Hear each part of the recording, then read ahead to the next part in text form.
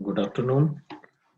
Uh, so today we will start unit number 2 of social demography, BA final year. आप लोगों को जैसे पता ही है कि सोशल डेमोग्राफी में जो डेमोग्राफिक प्रोसेसेस हैं उनका बहुत बड़ा योगदान है। रादर इनको समझे बिना हम किसी भी तरह से इस सब्जेक्ट को नहीं समझ सकते। पहले यूनिट में हमने इसका मीनिंग, नेचर, स्कोप, इम्पोर्टेंस और नीड वो देखने की कोशिश की थी। सेकेंड यूनिट में जो इसके 3 अति महत्वपूर्ण डेमोग्राफिक प्रोसेसेस रहते हैं उसके बारे में यहाँ हम डिस्कशन करेंगे। तीनों प्रोसेसेस जो हैं इस यूनिट में फर्टिलिटी, मोर्टलिटी, माइग्रेशन के बारे में यहाँ डिटेल में बात की जाएगी। 3 चैप्टर्स में डिवाइडेड ये यूनिट रहेगा और उसमें हर जो चैप्टर है वो एक डेमोग्राफिक प्रोसेसेस के लिए डेडिकेटेड है पूरी तरह से। फर्टिलिटी अलग से चैप्टर रहेगा, मोर्टलिटी अलग से और माइग्रेशन अलग से। सबसे पहले we are starting with fertility. Fertility जिसको हम जन्म दर भी कहते हैं या जन्मता भी कहते हैं जिसको, इसमें एक डेमोग्राफिक प्रोसेस के रूप में समाज को कंटिन्यूटी देने के लिए, समाज जिंदा रहे, व्यवस्था चलती रहे, परिवार जिंदा रहे, परिवार चलता रहे, उसके लिए फर्टिलिटी एक अति महत्वपूर्ण एक प्रोसेस के रूप में है, इसमें सोशल डेमोग्राफी में दिया जाता है। इसमें हम 4-5 चीजों पे हम ध्यान देने की इसमें कोशिश करेंगे। पहले आपको बता दूं, सबसे पहले इसकी इंट्रोडक्शन देखेंगे, उसके बाद इसका अर्थ देखेंगे, फिर डेफिनेशंस देखेंगे, फिर डिटरमिनेंट क्या होते हैं, निर्धारण करने वाले फर्टिलिटी को क्या कौन कौन से निर्धारक हैं, इसके डिटरमिनेंट कौन से हैं वो देखने की कोशिश करेंगे। Then we will go through factors affecting fertility. कौन सी ऐसे फैक्टर्स हैं, कारक हैं जो कि फर्टिलिटी को अफेक्ट करते हैं, बढ़ाते हैं, कम करते हैं, रादर बढ़ाते ही हैं। Then measures of fertility analysis, इसको मेजर कैसे करते हैं वो थोड़ा स्टेटिस्टिकल पॉइंट रहेगा हमारा, ये पार्ट रहेगा। तो उसमें पूरा आपको बताने की कोशिश की जाएगी कि किस तरह से फर्टिलिटी को मेजर किया जाता है। और साथ में एक और रहेगा, कॉजेज ऑफ फर्टिलिटी क्या होते हैं, इसके क्या कारण क्या हैं, किस तरह से फर्टिलिटी जो वो बढ़ती है, जन्म दर किस तरह से बढ़ती है, इंक्रीजिंग फर्टिलिटी रादर, वो सारा इसमें देखने की कोशिश की जाएगी। तो सबसे पहले जो पार्ट रहेगा that will be introduction. So dealing with this one of the most important aspect of this social demography, that is fertility, it is very essential to find anywhere, wherever we are throughout the globe, and about any society we are talking about, we need to find the detailed description of birth and death of their members in any society everywhere, and also all the factors which are affecting this uh, uh, birth rate of any individual. So birth and death totally influencing the continuity as well as the structure and function of the system or the whole family at very small level and whole society at large. परिवार के level पर birth and death जो है वो उसके structure को और function को दोनों को प्रभावित करता है छोटे लेवल पे, और बड़े लेवल पे देखने की कोशिश करें तो ये समाज को और पूरा का पूरी जो दुनिया है, जो पूरा सिस्टम है दुनिया का, उसके स्ट्रक्चर और उसके फंक्शन को प्रभावित करता है। तो कहने का अर्थ जो है वो मात्र यही है कि इस बर्थ एंड डेथ की वजह से ही जो डेमोग्राफिक प्रोसेसेस का एक अति महत्वपूर्ण हिस्सा है वो पूरी किसी भी देश का, किसी भी समाज का जो स्ट्रक्चर और फंक्शन जो वो डिसाइड होता है।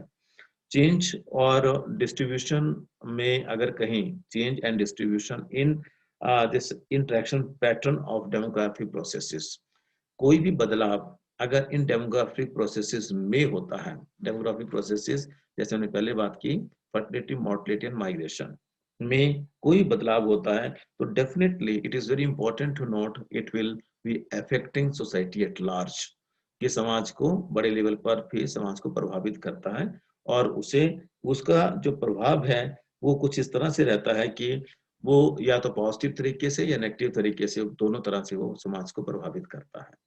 There are many countries जहां अंडर पॉपुलेशन की प्रॉब्लम है, पर उसी तरह से और कई ऐसे देश हैं जहाँ ओवर पॉपुलेशन की समस्या है। तो इसका पॉजिटिव होना भी और उसका नेगेटिव होना भी दोनों तरह से समाज को प्रभावित करता है। फर्टिलिटी को अगर स्पीकिंग स्पेसिफिकली अगर हम कहने की कोशिश करें कि विशेष तौर से स्पेसिफिकली कहने की कोशिश करें, तो fertility is the demographic analysis of having babies. I'm repeating again, fertility is the demographic process, sorry, analysis of having babies. बच्चे पैदा करने या बच्चे होने का जो एक डेमोग्राफिक एनालिसिस है, उसे हम जननांकीय विश्लेषण जो है उसे हम फर्टिलिटी कहते हैं। स्पेसिफिकली सोशल डेमोग्राफिक सेंस में अगर हम कहीं एज ए सोशोलॉजिस्ट तो क्या होगा? I am repeating again, fertility is a demographic analysis of having babies. Having babies means a lot. This word means a lot. How we do have babies? What is the mechanism of having babies? And उसके बाद जैसे बच्चों को पैदा करना या बच्चों को लेना का प्रोसेस क्या है? और आपको पता ही है इसका जो प्रोसेस है अगर ये नहीं होगा तो फंडामेंटल जो कंटिन्यूटी है सोसाइटी की that can not be maintained.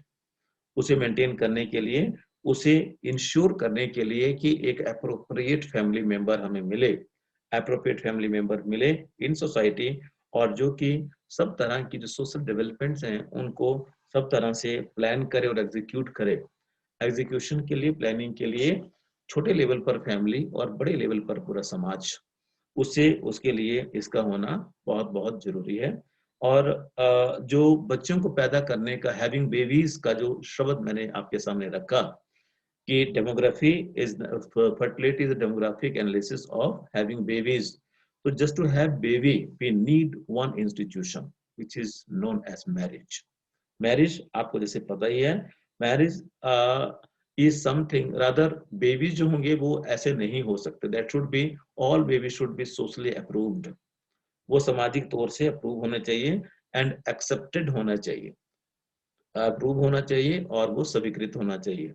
Approve और स्वीकृत जब होंगे तभी उसको जो है हम अपना नाम दे सकते हैं और वो हमारे परिवार का हिस्सा हो सकता है। और आपको पता ही है ऐसा कोई भी बच्चों को समाज द्वारा अप्रूव्ड और एक्सेप्टेड तरीके से पैदा करने या पैदा करने का जो संस्था है उसे मैरिज कहते हैं।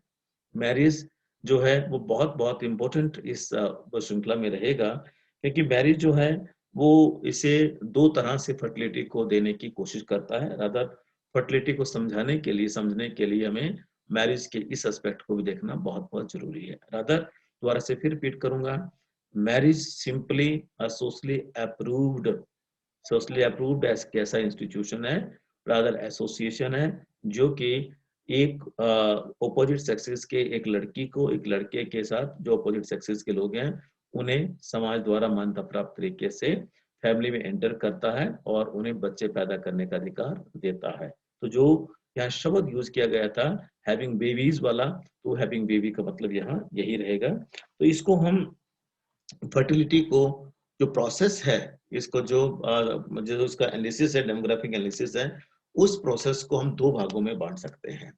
एक भाग होगा इंडिविजुअल लेवल पे और दूसरा भाग होगा सोशल लेवल पे, सोसाइटी लेवल पे रादर। तो एक इंडिविजुअल लेवल पे जो फर्टिलिटी है उसमें क्या होगा, इंडिविजुअल लेवल पे जो स्टैटिस्टिक जो भी हैं हमारे, जो भी आंकड़े हैं वो आंकड़े किससे रिलेटेड, फर्टिलिटी से related, normally at family level, and those आंकड़ा, those data is just coming from mother and father। एक माता पिता के एक परिवार में कितने बच्चे हैं, एट फैमिली लेवल होगा माता पिता। तो यूजुअली जो फैमिली लेवल पे रहेगा उसे हम इंडिविजुअल लेवल कहते हैं। इंडिविजुअल लेवल पे सिंपली मीन्स क्या होगा, रिपीट कर रहा हूँ दोबारा से, माता पिता के द्वारा पैदा किए गए बच्चे जो कि एक परिवार का हिस्सा बनते हैं, वो इंडिविजुअल लेवल रहेगा फर्टिलिटी का। सेकेंड लेवल जो है दैट इज सोशल लेवल या सोसाइटी लेवल।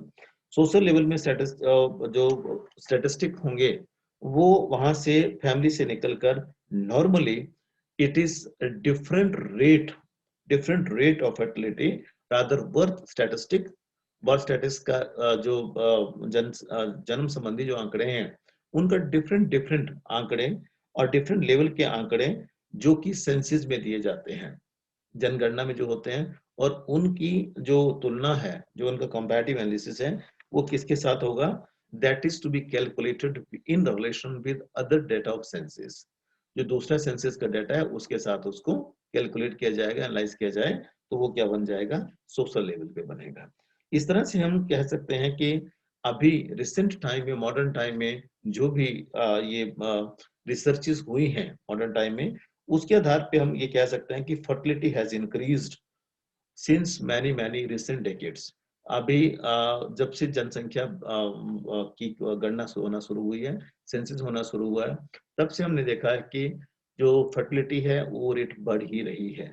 कम शायद ही कभी हुई हो, जब से 1851 ऑनवर्ड जैसे ही सेंसस स्टार्ट हुई थी, तो तब से लेके आज तक ये बढ़ रही है।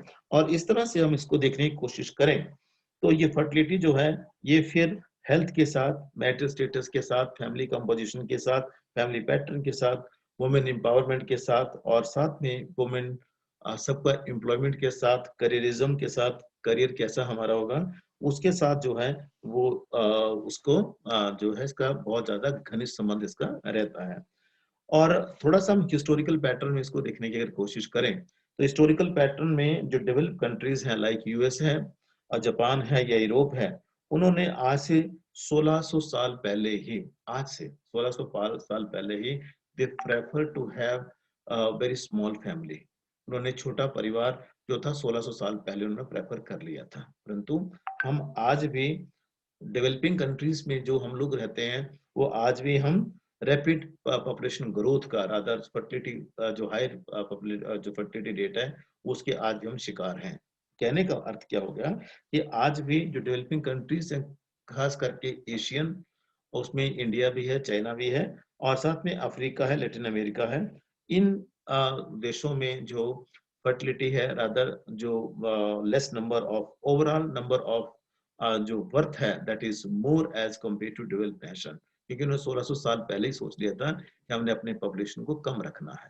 परंतु यहाँ क्या है, यहाँ बर्थ आज के टाइम में भी एक बहुत बड़ी फर्टिलिटी, बहुत बड़ी चुनौती आज के टाइम में भी बना हुआ है। सो इस तरह से जो मुख्य तीन जो पॉपुलेशन के डायमेंशंस हैं, रादर जो डायनामिक्स हैं, जिसको कि हम यही कह सकते हैं कि फर्टिलिटी, मोर्टिलिटी एंड माइग्रेशन, उसमें फर्टिलिटी मोस्ट इंपॉर्टेंट है। क्यों भला, उसकी वजह क्या है? मोस्ट इंपॉर्टेंट डायनामिक्स है जो कि बहुत इंपॉर्टेंट रोल प्ले करता है पॉपुलेशन स्टडीज में। कैसे भला? फर्टिलिटी एक पॉजिटिव फोर्स होने के नाते, पॉजिटिव फोर्स के हिसाब से देखें तो it is a placement of, it is biological placement. Biological placement मैंने एक व्यक्ति जाएगा तो अगर दूसरा व्यक्ति उसके पीछे नहीं होगा तो it will be very difficult to fulfil the gap. जो गैप को फुलफिल करना बहुत मुश्किल हो जाएगा। तो जो एक biological replacement and continuation of human society के लिए एक सफिशिएंट नंबर ऑफ पीपल का होना बहुत बहुत जरूरी है। अगर वो नहीं होंगे it will be very difficult to run the system smoothly, just to work out. Fertility is responsible to decide age structure of population. अगर एज स्ट्रक्चर में एक समाज में बुढ़े ही अगर होंगे या बच्चे ही होंगे या उसका एक प्रोपोर्शनेट एज स्ट्रक्चर नहीं होगा तो वो समाज, उसका चलना बहुत मुश्किल है। जैसे चाइना में भी दिक्कत हो गई है, ओल्ड एज के लोग ज्यादा हो गए हैं, क्योंकि कुछ साल पहले उन्होंने चेक कर दिया था कि सबके एक एक बच्चे होंगे, सिंगल चाइल्ड नॉर्म उन्होंने इंट्रोड्यूस कर दिया था। और जिसकी वजह से किनशिप, जो हम पहले देख चुके हैं, किनशिप की जो एक लाइन है, एफिनल वाली लाइन, वो पूरी तरह से खत्म हो जाती है। तो इस तरह से एक सामाजिक या रादर समाज शास्त्रीय बहुत बड़ी समस्या जो थी वो इसकी वजह से हुई। और आज की डेट में भी देखने की कोशिश करें तो फर्टिलिटी जो है that is responsible to determine age structure of population. और एज स्ट्रक्चर जो पॉपुलेशन जैसे ही डिटरमाइन होगा तो it further responsible for socio economic as well as demographic characteristics of population. Socio economic, क्योंकि कमाएगा कौन?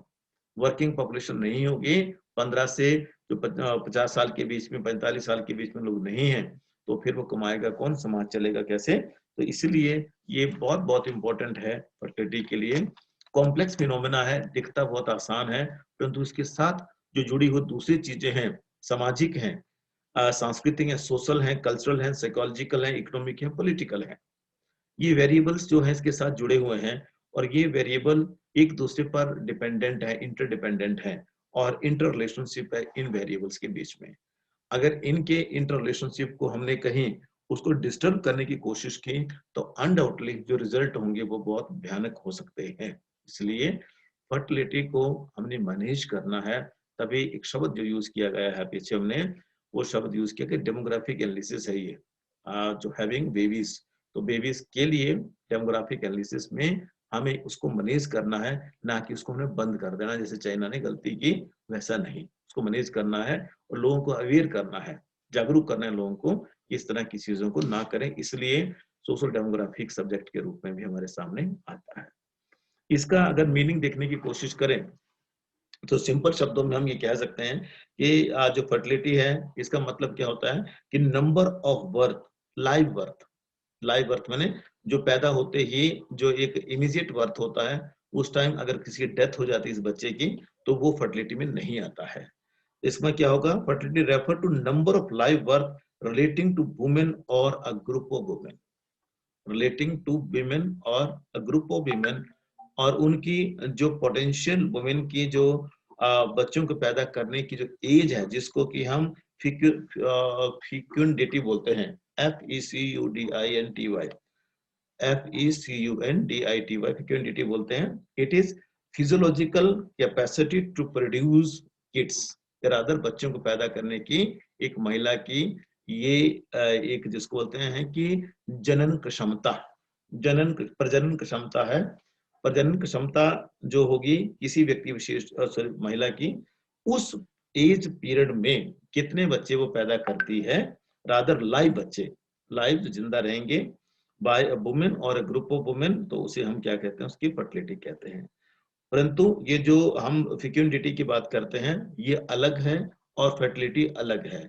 फिक्यूंडिटी जो है वो एक महिला की बच्चे पैदा करने की कैपेसिटी है। जैसे 15 साल से लेकर 45 साल का उसको प्रोडक्टिव एज भी इसको हम कहते हैं। जो प्रोडक्टिव एज है उसमें आप मान लो 9 महीने का भी अगर हम गैप लेके चले, रादर साल का एक ले लें, तो 15 साल से लेकर 45 साल कितने साल हो गए, 15 और 15 30 हो गए, 15 वो हो गया और आगे 10 साल और हो गया ना, 15 साल हो गए, 30 15 और 15 30 साल, करीब करीब 30 साल हैं, और 30 साल में 30 बच्चे तो एक महिला पैदा कर सकती है, तो इसको हम फिक्यूंडिटी बोलते हैं। परंतु वास्तव में करती कितने हैं वो फर्टिलिटी होगी, वास्तव में करती कितनी है वो फर्टिलिटी होगी। तो actual reproductive capacity of women जो है वो उसे हम फेक्युंडिटी कहते हैं, परंतु जो मैक्सिमम लेवल ऑफ फर्टिलिटी है वो जो पैदा करती है वो फर्टिलिटी रहेगा। इसको हम क्या बोलते हैं, ये ratio of live birth. Ratio क्या है लाइव बर्थ का, रादर जिंदा रहे बच्चों का रेशो अनुपात क्या है, ratio in area of population of that area, पूरे उस एरिया की पॉपुलेशन कितनी है, उसमें जो बच्चे पैदा हुए उसका रेशो क्या है। रेशो मैंने अनुपात क्या है, it is being expressed as 1000 population, 1000 population पर कितने बच्चे एक साल में पैदा हुए, 1000 पॉपुलेशन पर एक साल में कितने बच्चे पैदा हुए उसे फर्टिलिटी कहा जाता है। इसमें एज पर दिस डेफिनेशन ये क्या होगा, fertility is an ability to conceive and bear children, ability to conceive and bear children, the ability to become pregnant through normal sexual activity.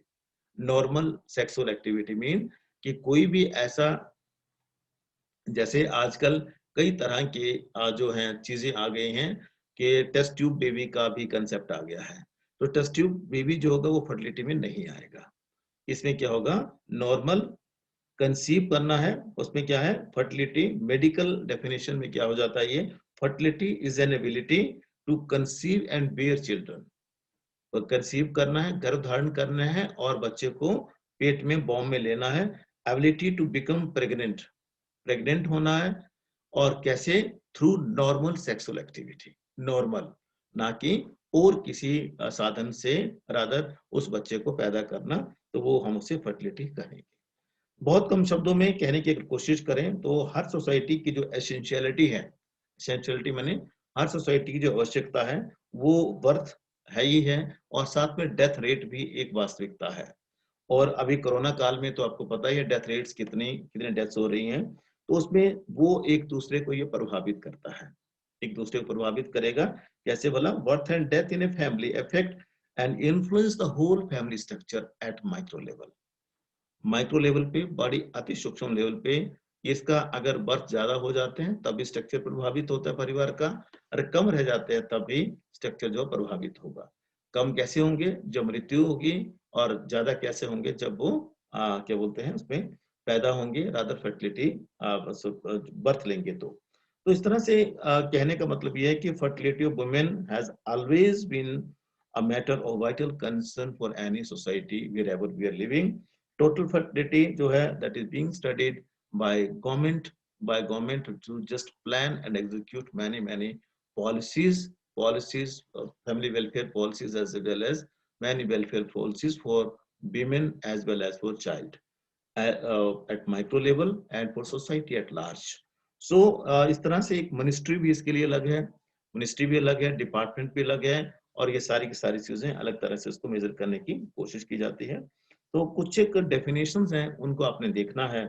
कुछ एक डेफिनेशन हैं, जैसे थॉमस ने ल्यूस ने कहने की कोशिश की है कि 1000 महिलाओं पे कितने बच्चे पैदा होते हैं, जिंदा बच्चे कितने पैदा होते हैं, उसको फर्टिलिटी कहते हैं। ये 6 डेफिनेशन इसमें 5 आपको याद करनी पड़ेंगी, वो आपने लिखना है। एक साल में एक महिला के कितने बच्चे हुए, रादर पूरी पॉपुलेशन में से कितने बच्चे पैदा हुए, उसे हम उसकी फर्टिलिटी कहते हैं। तो इस तरह से बहुत ही कम शब्दों में हम कह सकते हैं कि जो फर्टिलिटी है that is fundamental in maintenance of the continuity of society. समाज को जिंदा रखने के लिए मौलिक है, आधारभूत है, फंडामेंटल है। और इस तरह से जब ये फंडामेंटल है तो it can be measured as I already said 1000 population पर पॉपुलेशन के हिसाब से कितने बच्चे उस इलाके विशेष में पैदा हुए, दैट विल बी फर्टिलिटी। अब मान लीजिए हिंदुस्तान के लेवल पे 1000 पॉपुलेशन के हिसाब से कितने बच्चे पैदा होंगे, तो हिंदुस्तान की फर्टिलिटी निकल के आएगी। किसी कंट्री विशेष की, किसी गांव विशेष की, किसी स्थान विशेष की वैसे ही मेजर की जाती है। और उसमें जो चाइल्ड बेयरिंग एज है, जैसे मैंने पहले आपसे बात कर ली कि 15 ईयर टू 45, रादर 44 भी कहीं होता है, जो मेंजुरेशन स्टार्ट होते हैं विमेन को, वहां से स्टार्ट करके जब मेनोपॉजल की जो स्टेज होती है वहां तक जो भी जितने भी बच्चे हम पैदा कर सकते हैं उसे हम यूजुअली चाइल्ड बेयरिंग एज कहते हैं। उसमें जो बच्चे पैदा करने की कैपेसिटी जो है वुमेन की, उसमें से कितने उसने पैदा किए, दैट विल बी फर्टिलिटी।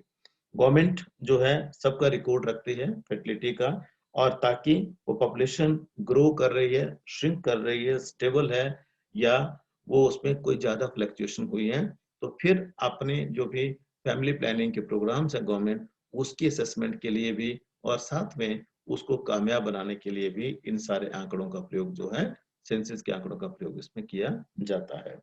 तो इस तरह से कोई भी, चाहे वो पब्लिक ट्रांसपोर्टेशन है, चाहे वो पब्लिक वेलफेयर की चीजें हैं, चाहे फूड का है, चाहे स्कूल का है, चाहे और कोई भी हमारी एसेंशियलिटी है लाइफ की जिंदा रहने के लिए, उन सब का जो प्लानिंग है वो हमारी पॉपुलेशन पर ही डिपेंडेंट है, पॉपुलेशन के डेटा पर डिपेंडेंट है। हम बोलते हैं कि दुकान खोल ले भाई, नौकरी नहीं मिली दुकान खोल ले, पर दुकान में खरीदने कौन आएगा? It means we are talking about population of that very area. If there are few people, less people, आपने देखा होगा कि खाली जगह पे कोई दुकान नहीं खोलता। हाँ, खोली जा सकती है गलत चीजों की दुकानें, जहाँ लोग आके खुद लोग वहां आएंगे और उन चीजों का प्रयोग करें, गलत चीजों की दुकानें हो सकती हैं, परंतु जो बढ़िया और जो रिस्पेक्टफुल तरीके से काम करने वाली जो जितने भी दुकानें हैं, उनको ऐसी जगहों पे, ऐसे चौराहों पे खोला जाता है जहां लोगों के आने जाने की फ्रीक्वेंसी बहुत ज्यादा हो, और उसी फ्रीक्वेंसी का फायदा उठा के फिर वो बिजनेस जो है वो चलता है। तो इसीलिए बहुत इंपॉर्टेंट है कि चाहे वो किसी भी तरह का हमारा, चाहे ट्रांसपोर्टेशन है, चाहे प्लानिंग में है, चाहे कुछ एग्जीक्यूशन में है, anywhere we are, whatsoever we are planning, and for that matter highly required जो चीज है, that is census data. that is data which is based on the census, official data उस गांव विशेष का, स्थान विशेष का, क्षेत्र विशेष का और देश विशेष का, only then people will allure to come and work. तभी जाके लोग आके काम करते हैं कि पोटेंशियल मार्केट हमारी ऐसी होगी। तो इस तरह से ये सारी की सारी चीजें जो हैं वो रहेंगी और उसको जो है कल हम आगे इसका देखने की कोशिश करेंगे। कल हम देखने की कोशिश करेंगे कि सोशल कंपोनेंट ऑफ फर्टिलिटी क्या है, उसको हम कल देखने की कोशिश हमारी रहेगी। हमारा 3 स्टेप एनालिसिस है इसका, किंग्सले डेविस ने 1956 में इसको दिया था 1956 को, उसको पहले देखेंगे and then after we will shift to method of calculating this fertility. क्या-क्या मेथड्स हैं उसको हम 3 तरह के मेथड इसमें रहेंगे, उनको हम देखेंगे और फिर इस तरह से हम आगे बढ़ेंगे। ठीक है? तो कल तक के लिए आज के इतना ही और कल फिर हम इसी टॉपिक पर कल फिर मिलेंगे।